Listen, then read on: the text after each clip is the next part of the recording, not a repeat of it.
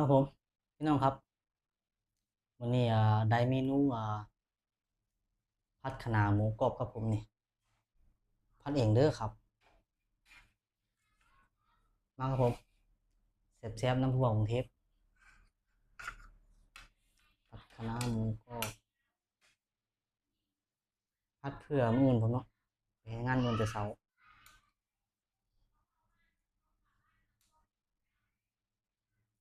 ตอนเช้าก็อุ่นกินต่อไปเฮ็ดงาน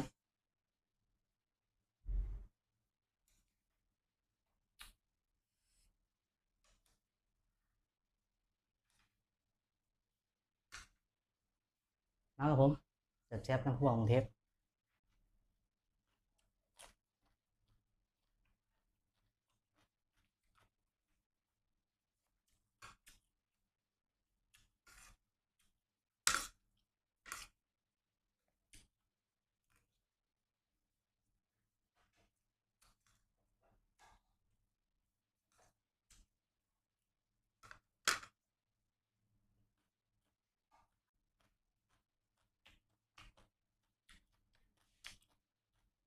แล้วโกบไว้